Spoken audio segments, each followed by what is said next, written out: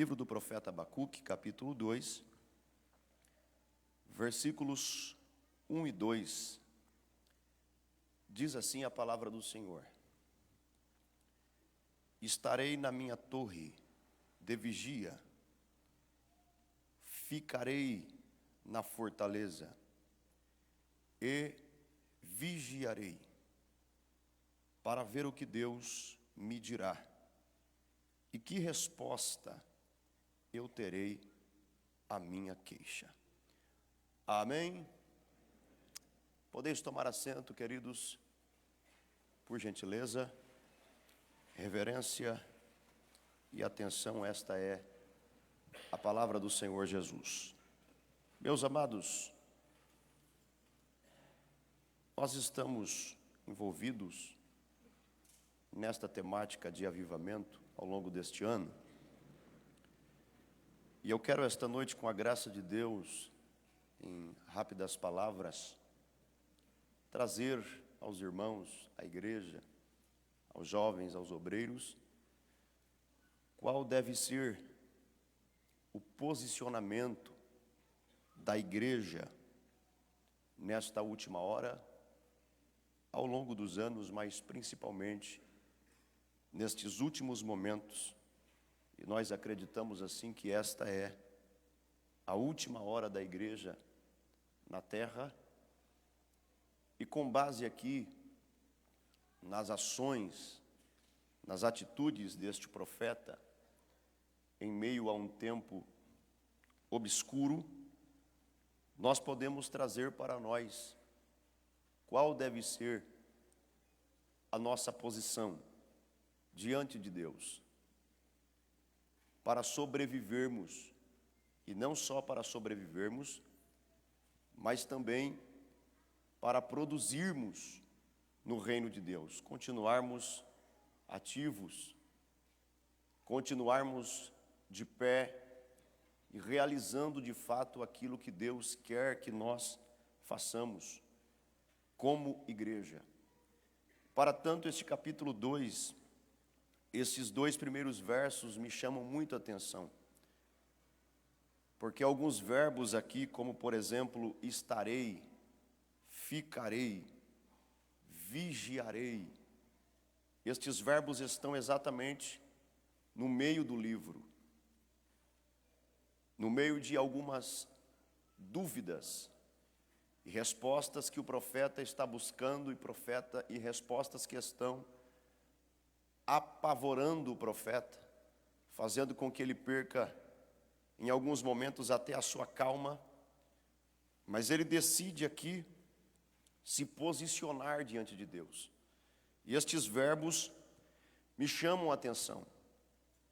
Nós vamos perceber no capítulo 1 deste livro, conhecidíssimo dos irmãos, que o profeta inicia perguntando a Deus por que ele não está sendo respondido. Uma frustração, e a pergunta é: até quando gritarei, pedindo ajuda, e o Senhor não me ouvirá, e o Senhor não me responderá? Este período aqui é aquele período após aquele tempo de grande fartura que foi o tempo do rei Josias. Depois deste tempo, houve um declínio moral, espiritual, político, financeiro muito grande, principalmente moral. E as palavras que o profeta usa aqui: violência, maldade, crueldade, litígio, juízo invertido, aonde o rico prospera e o pobre sofre por conta destes julgamentos indevidos. Tudo isto mostra uma decadência espiritual muito grande. E o pedido do profeta, de socorro do profeta, e não só dele como de toda a nação, é para que Deus venha modificar tudo isto, para que Deus venha tratar dentro de Israel com os corruptos, para que Deus venha acertar ou consertar esta situação em que o povo de Deus está vivendo aqui debaixo de um sufocamento, de uma opressão muito grande. É interessante que o profeta chega a dizer: Senhor, por que, versículo 3, o Senhor me faz ver? Eu não quero ver, mas o Senhor me faz ver a iniquidade. Outra pergunta interessante: por que o Senhor tolera tudo isto que está acontecendo aqui? É como se o Senhor não estivesse assistindo. É como se o Senhor não estivesse vendo as calamidades que nós estamos atravessando, e nós estamos clamando e gritando: Senhor, resolve isto aqui. Mas o Senhor não se move no seu trono, e por causa de tudo isto a lei se afrouxa. Por causa de tudo isto a justiça nunca se manifesta, e os ímpios continuam crescendo em crueldade, em maldade, e os pobres, os justos, continuam gemendo e continuam sofrendo. A resposta de Deus para Abacuque não é favorável do seu ponto de vista. Do ponto de vista do profeta Abacuque, a resposta que Deus lhe dá, a partir do versículo 5, é uma resposta que confunde ainda mais a sua cabeça. Porque para resolver os problemas internos, Deus diz que vai enviar uma nação externa. Para resolver os problemas dos ímpios da sua cidade, Deus vai enviar ímpios de outras cidades, cidades gentias. Esses são os caldeus, esses são os babilônicos. E na sua resposta, Deus descreve a força dos seus cavalos. Na sua resposta, Deus descreve que esta nação vai enfileirar cativos, vai enfileirar ganhos, despojos, nações. E isto inquieta ainda mais o profeta. E ele, de certa forma, se precipita, de certa forma, perde a sua calma diante de tudo isso. E no versículo 9, se você ainda está com a sua Bíblia aberta, ele pergunta a Deus, nos versículos que se seguem: Senhor, o Senhor vai permitir que uma nação ainda mais ímpia, que uma nação ainda mais cruel, venha zombar do seu povo? Versículo 14, ele pergunta: Senhor, por que tratas as pessoas?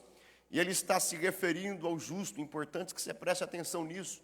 Por que o Senhor nos trata como peixes do mar? Por que o Senhor nos trata como se nós não tivéssemos um dono? Ele está dizendo: Senhor, nós temos um dono. O Senhor é o nosso dono.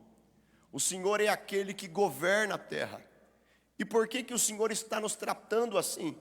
Como se não governasse a nossa vida, como se não estivesse no controle da nossa história. E isto é interessante porque o capítulo 1 termina com estas indagações, mas o capítulo 2, ainda em continuidade, é o posicionamento do profeta. Nós, como igreja, precisamos estar dispostos, precisamos estar posicionados diante de Deus, da forma que Ele quer de nós. Nós não podemos simplesmente permitir que o sistema mundano, ou que o mundanismo, ou que tudo que acontece à nossa volta, no que diz respeito à política, no que diz respeito à economia, no que diz respeito às pestilências, à crueldade que está nos assolando, e principalmente os embaraços e o pecado que tão de perto nos rodeia, venha nos fazer perder a calma, venha nos fazer perder a fé, venha nos fazer perder o equilíbrio, nos apostatar, nos desviar da fé, daquilo que um dia nós cremos, da proposta que nós temos nesta jornada e neste caminho. Mas nós precisamos nos posicionar, e é isto que o profeta diz. Não sei se havia de fato uma torre para ele subir no seu terreno, ou em algum espaço, mas o que mais nos parece aqui, e que os biblistas também falam, é que esta é uma linguagem figurada, quando o profeta diz: subirei a minha torre. A primeira coisa que o profeta diz é: estarei.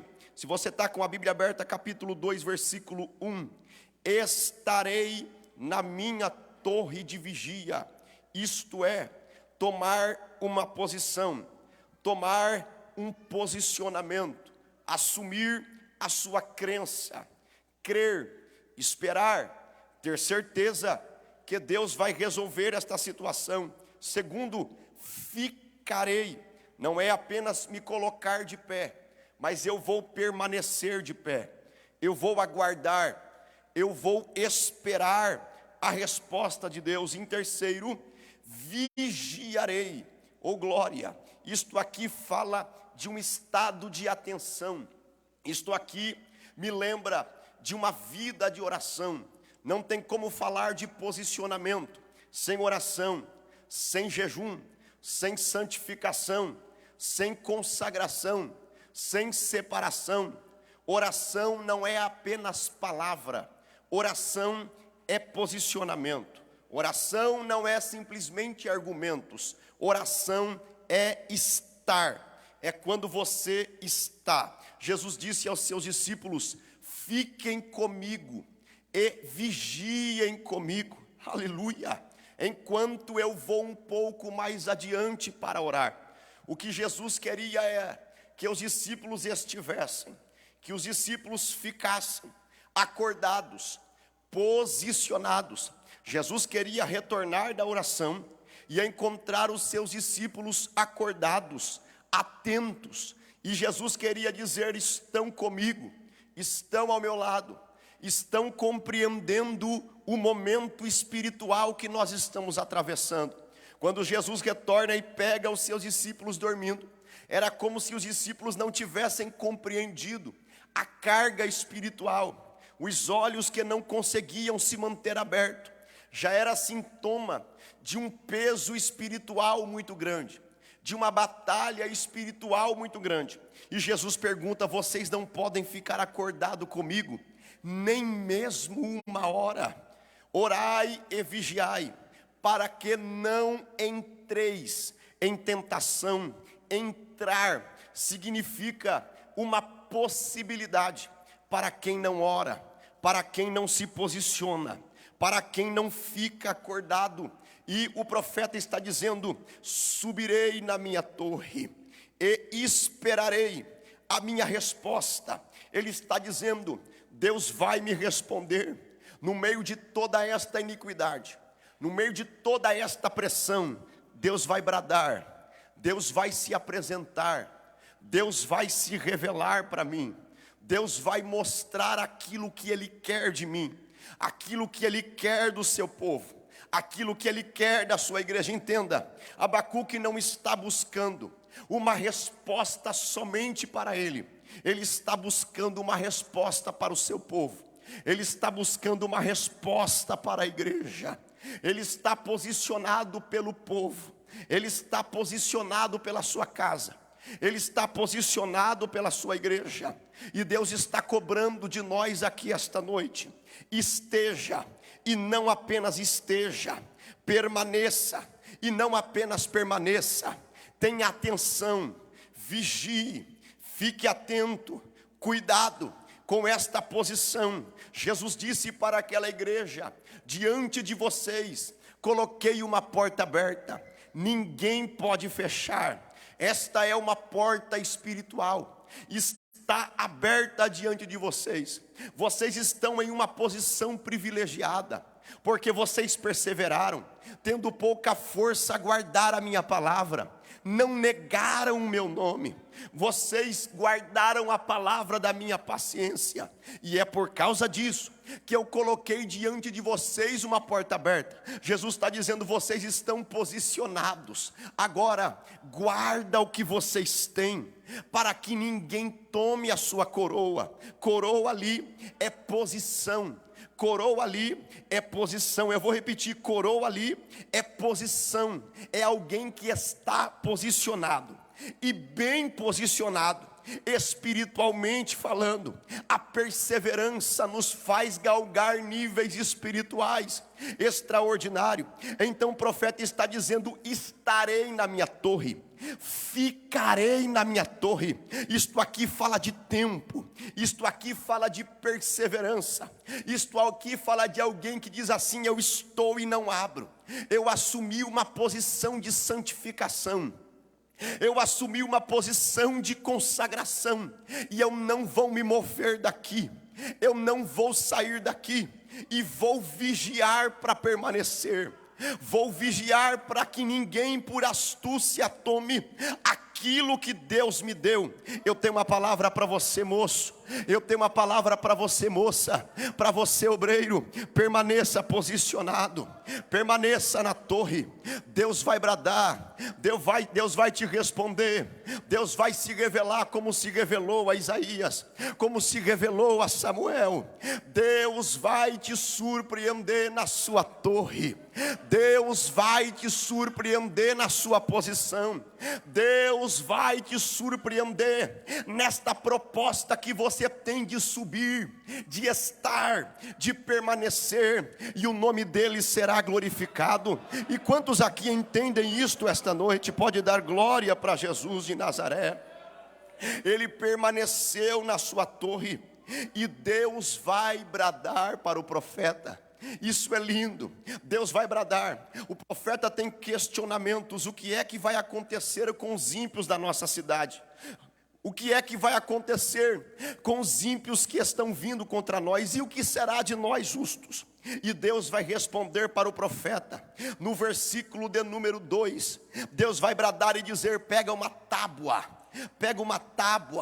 e escreve grande, escreve legível. Você está lendo isso? Escreve legível, tão legível que quem passar correndo vai conseguir ler. Escreve o quê? Escreve o que eu vou te falar agora, porque isto aqui tem um tempo determinado para acontecer. E o que é isto, profeta? Isto aqui é o julgamento dos ímpios, os ímpios de Jerusalém, os ímpios de Judá, os ímpios da Babilônia. Deus vai tratar, seja com os de dentro, seja com os de fora. Deus vai tratar com os ímpios, aqueles que insistirem em permanecer na sua vida de pecado. Deus vai tratar, e pode escrever em tábua legível para todo mundo ver, porque isto aqui tem um tempo determinado. Aleluia!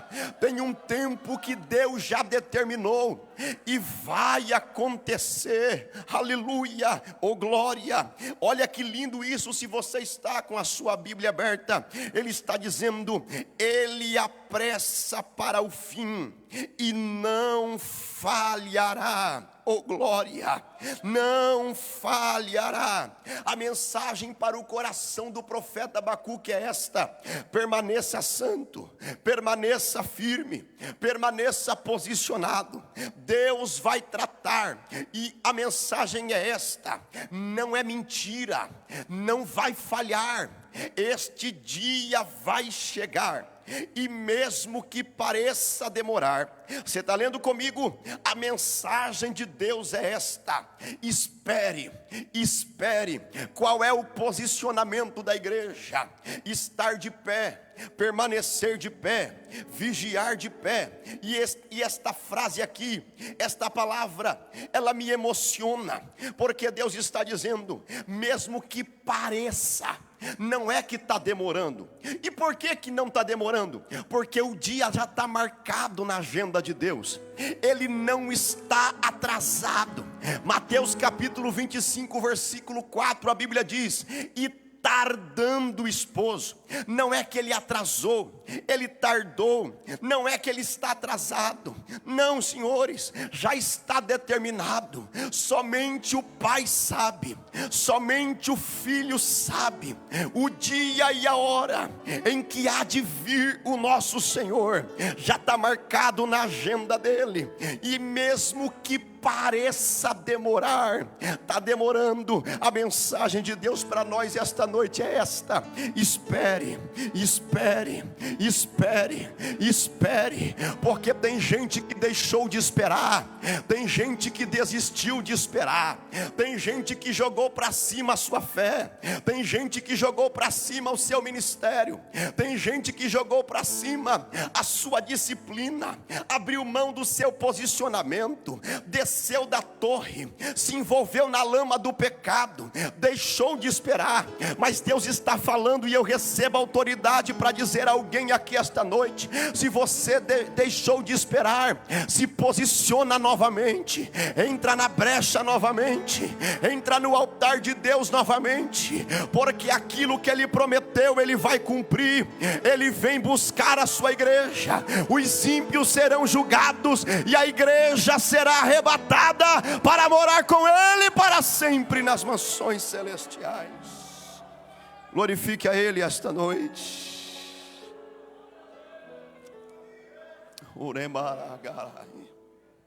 Aleluia. Oh glória. Enquanto a gente espera, e eu fico pensando nesta palavra aqui, espera. Como é que nós vamos esperar? O que fazer enquanto nós esperamos? Esta é a posição da igreja. Eu vejo Jesus falando um pouquinho para os seus discípulos acerca da palavra servo. Enquanto nós esperamos, somos servos. Ele diz assim: quem é o servo bom, prudente, a quem o seu Senhor constituiu, nomeou, fez dele o encarregado sobre toda a sua casa? E por que ele fez isso? Para trazer sustento. Mateus 24:45, se não me foge a memória. Para trazer sustento em tempo oportuno. Sustento para quem? Sustento para a sua casa. Quem é este servo bom e fiel? E ele diz: bem-aventurado é aquele que, quando o Filho do Homem vier, encontrar, esperando assim, servindo assim. Aquele a quem o Senhor constituiu para ser, ou para trazer sustento à sua casa.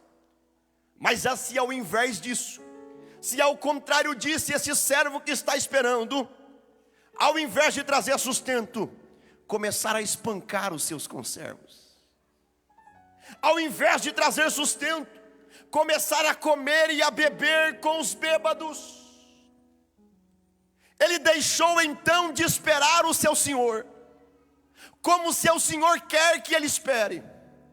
Virá o Senhor deste servo há uma hora em que ele não espera, que ele não pensa, e destinará a sua parte com os hipócritas, porque ele não foi verdadeiro. E Jesus termina a parábola dizendo: bem-aventurado. E ele diz assim: porventura, quando o Filho do Homem vier,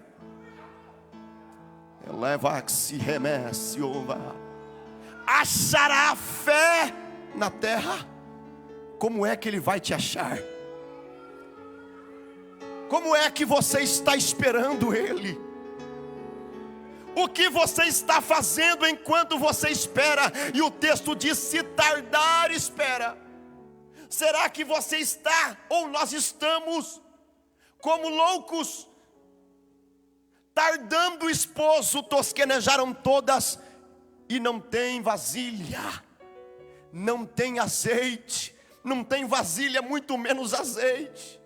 Porque não se preocupou em comprar, não se preocupou em adquirir, sabe que precisa ter, mas não tem, negligência. E Jesus termina a parábola dizendo: vigiai, pois, porque o Filho do Homem virá uma hora que você não pensa. E se o pai de família que ama a sua família, ama a sua casa, quer defender a sua casa, quantos aqui querem defender a sua família? Quantos aqui querem defender a sua vida espiritual? Quantos aqui querem guardar a sua coroa? Se o pai de família soubesse a que hora o ladrão viria, se prepararia, mas ele não sabe. Então estejais vós também atento, porque assim como foi nos dias de Noé, eles não perceberam. Noé construiu, eles não perceberam. Noé entrou na arca, eles não perceberam. Só perceberam que tinha arca quando começou a chover. Só perceberam que a porta estava fechada quando começou a chover. Como é que você está esperando Jesus chegar?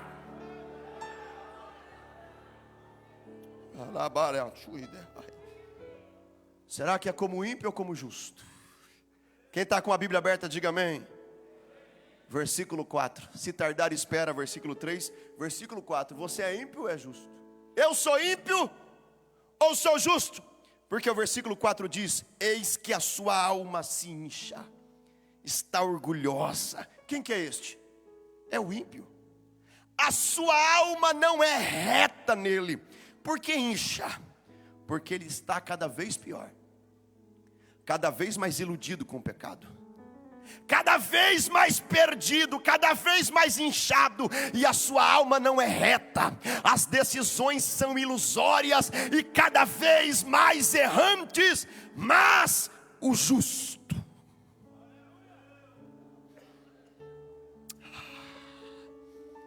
viverá. Eu vou repetir isso aqui. Mas o justo viverá, viverá, viverá, viverá, viverá pela sua fé. A alma do ímpio se incha, mas o justo vive. Abacuque, você está vendo tudo isso está acontecendo? Vai vir, não vai tardar o julgamento, mas o justo viverá. Tudo isso aqui vai queimar, tudo isso aqui vai perecer, esse mundo aqui vai acabar, o apocalipse é verdade, vai acontecer. Tudo que Deus prometeu, eu vim aqui pregar uma palavra profética para quem crê, para crente que está indo para o céu. É só para quem acredita, é só para quem tem esperança. Tudo isso vai perecer, mas o justo vai viver, mas o justo vai viver, mas o justo vai viver na eternidade com Cristo. O justo viverá. E eu vejo essa expressão aqui para mim terminar. Eu vejo essa expressão, o justo viverá. Romanos 1:17. Como que o justo vive? Como que o justo... Jovem, como que o jovem vive nesse mundo hoje? Tá fácil ou não tá? Tá fácil? Como que nós vivemos neste mundo hoje? Pela fé. O que é viver pela fé? Eu vejo essa expressão aqui, pelo menos duas passagens bíblicas. Romanos 1:17, Paulo utiliza esta expressão, viver pela fé, e ele diz assim, ó: eu não me envergonho do evangelho de Cristo. Olha isso. Porque ele é poder para a salvação de todo aquele que crer, de todo. Pode começar primeiro pelo judeu, mas é também para o grego. Todos, basta crer. Ele é poder para a salvação de todo aquele que crê. Aí ele diz no versículo 17: porque é neste evangelho poderoso para a salvação de todo aquele que nele crê, que se descobre, repita comigo, descobre, é revelado a justiça de Deus. E como que isso é revelado? De fé em fé. Começa com fé, termina com fé. Começa crendo, termina crendo. Não é uma fé que aumenta de tamanho, é uma fé que vai ficando com mais qualidade. Ela vai sendo aperfeiçoada. É aquele santo que vai sendo aperfeiçoado, porque o poder do evangelho que ele creu está sendo revelado. Ele está descobrindo o que? Como ser santo e permanecer santo, como se converter e permanecer convertido, como ser cheio e permanecer cheio, como ser batizado com o Espírito Santo, como receber os dons espirituais, como esperar Jesus. É este o evangelho de fé em fé. É assim que o justo vive, pela fé. Quantos aqui creem no evangelho? Mas o ímpio, isso é loucura. Eles estão perecendo, é loucura.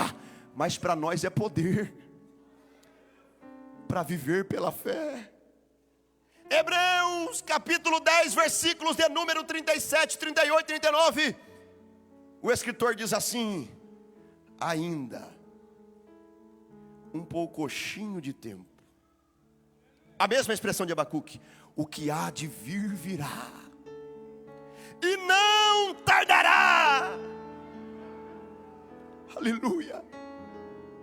Mas o justo viverá pela fé. E o que é viver pela fé? Se ele recuar, viver pela fé é não recuar. 39. Nós não somos daqueles que se retiram para a perdição. Nós somos daqueles que creem para conservar a nossa alma. A gente não recua. Aqui não tem perfeito, aqui tem quem peca, mas tem quem peca e deixa e alcança a misericórdia. Aqui tem quem resolve hoje os problemas para amanhã não errar mais. Alguém que se arrepende, alguém que permanece na rota, alguém que busca renovo, alguém que busca o avivamento e diz: Senhor, eu quero ficar, eu quero sobreviver na sua presença. Há uma unção de glória descendo aqui esta noite sobre a tua vida, sobre a vida de quem quer permanecer. Receba a graça hoje, receba a autoridade, receba um espírito de coragem. Eu estou profetizando aqui esta noite, porque quanto aos tímidos, a sua parte é no lago de fogo. Mas nós não somos tímidos, nós não somos medrosos para não renunciar, nós não somos medrosos para não abandonar o pecado. Ele não nos deu um espírito de temor, Ele nos deu um espírito de coragem. Recebe coragem para permanecer vivo. Elebaxiverebas Uriande candaraia shuriaia. Oh glória!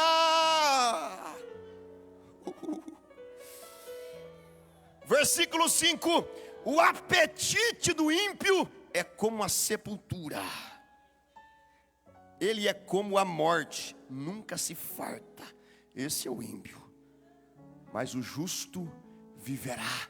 E quando Deus fala isso para Abacuque, ele fica alarmado. E eu estou terminando. Ele fica alarmado. Cai um peso de temor.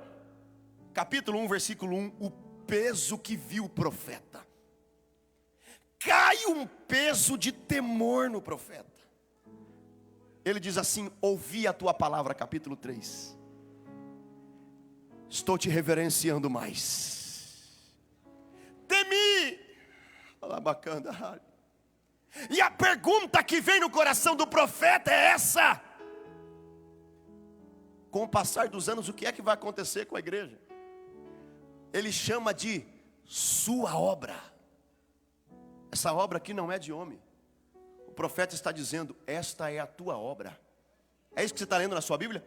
Capítulo 3, versículo 2: aviva a tua obra. Ele está dizendo: o que é que vai acontecer com a tua obra? Foi o Senhor quem fez tudo isso aqui. Foi o Senhor quem gerou tudo isso aqui, ó. Todos estes músicos, todos estes homens, estas mulheres, estes obreiros, estes pastores, esta igreja, este templo, ao longo das épocas, ao longo dos anos, esta obra aqui é de Deus. A tua obra, a obra é tua. O que é que vai ser da tua obra? E ele faz uma oração que precisa estar impregnada em nós. E ele diz assim: aviva. Ele está dizendo: mantenha a sua obra viva. Mantenha a sua obra viva. A minha preocupação não é agora, mas é no meio dos anos. E quando o Senhor tiver irado, lembra-te da sua misericórdia.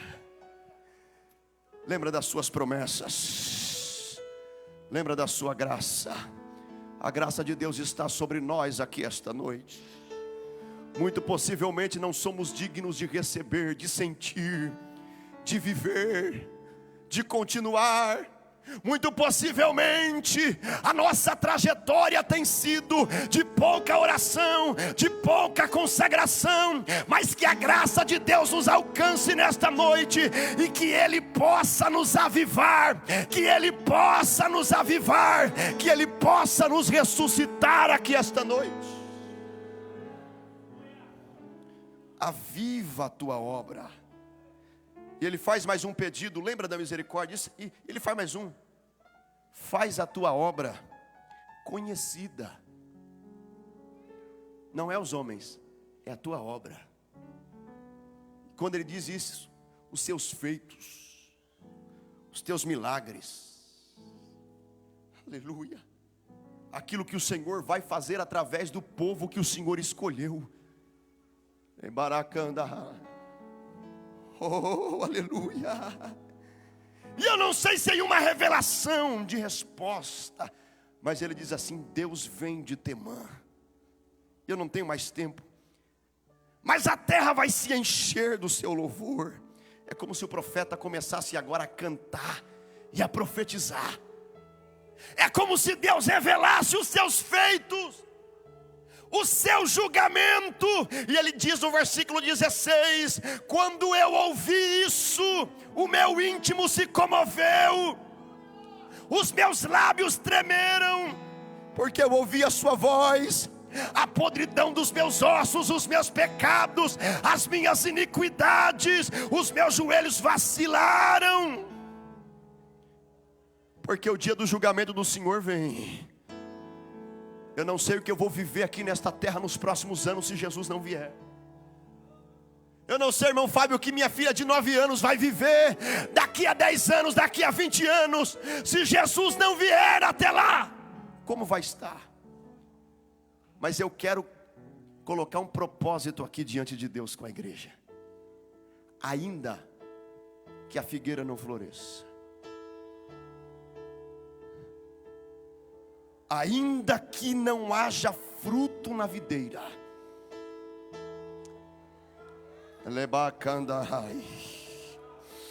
aleluia. Ainda que a colheita da oliveira nos decepcione e os campos não produzam mantimento. Chegou no curral, não tem vaca, não tem ovelha. Ainda que os recursos terrenos cessem,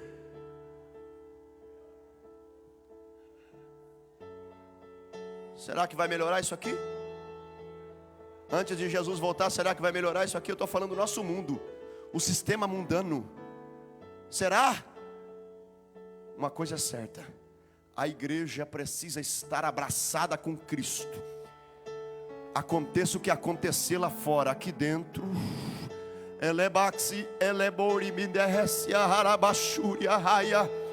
a figueira não floresceu lá, mas aqui dentro, ó,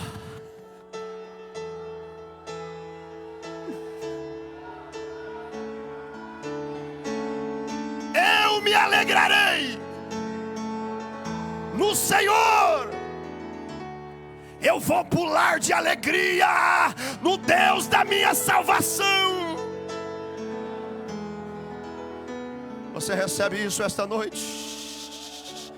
Lebaralho e era bacana. E por que tudo isso? Como você tem certeza disso, profeta? Como? Por quê? Versículo 19 nós terminamos. Porque o Senhor Deus é a minha fortaleza. Isso aqui fala de força.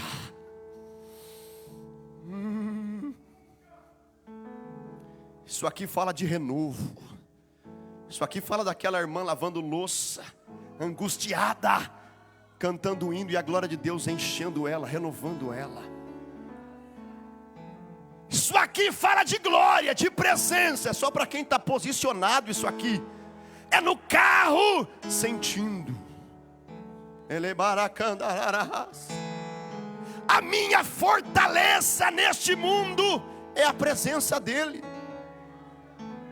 É sentir Ele. O que me adiantará ter tudo se eu não tiver a presença dele, mas o Senhor é a minha fortaleza. É por isso que a figueira lá pode não dar fruto, não dar figo, a oliveira, nada, mas eu vou exultar, eu vou estar feliz, pastor Éder, eu vou estar alegre, porque Ele é a minha fortaleza. E que mais, profeta? Ele dá os meus pés. Outras traduções dizem, Ele faz os meus pés. E aqui diz, dá a ligeireza das corças, dos servos. Aleluia. Oh glória.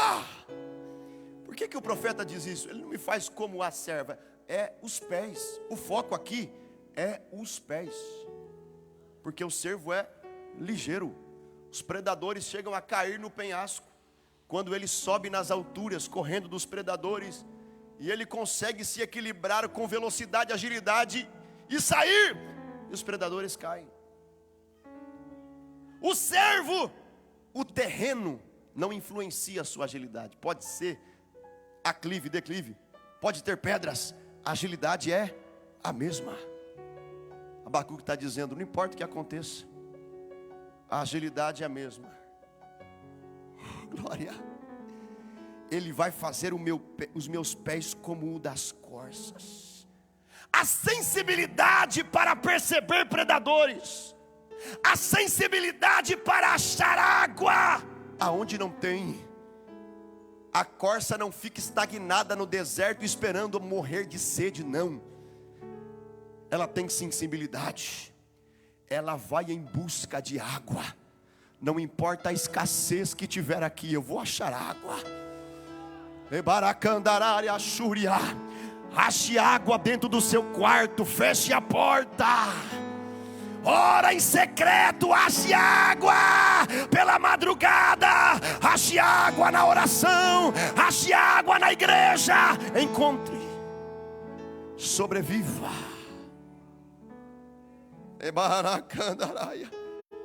Aleluia. Será como o das servas, e Ele me fará andar sobre as minhas alturas. É o corpo na terra, mas o espírito está lá. O profeta está dizendo assim, ó, eu vou estar no alto. E é claro que não é o corpo, é a mente. Olha o contexto: crueldade, maldade, julgamento, morte, escassez. Mas eu não vou estar aqui. O corpo vai estar. O corpo pode até estar, mas a mente não. A mente está alta.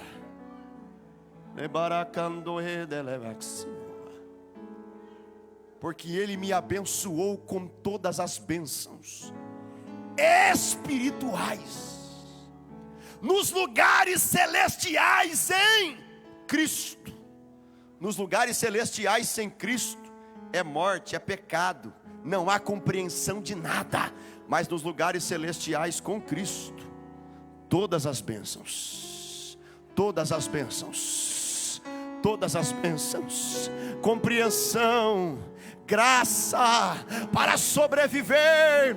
Ele me fará andar, e eu vou andar sobre as minhas alturas. Recebe graça hoje para estar acima. O Deus que te aviva, o Deus que te posiciona, o Deus que te renova, o Deus que te fortalece esta noite. Talvez você chegou aqui um tanto desconjuntado, chegou aqui um tanto desanimado, mas o Espírito de Deus te renova pelo poder da sua palavra e diz ao teu coração esta noite: sobreviva, sobreviva. Olha Jeová, a tua força, fazendo os seus pés como o da serva, fazendo os seus pés como o da serva. Você vai subir, você vai subir, você vai subir. E quem acredita nisso, glorifique ao nome do Senhor Jesus.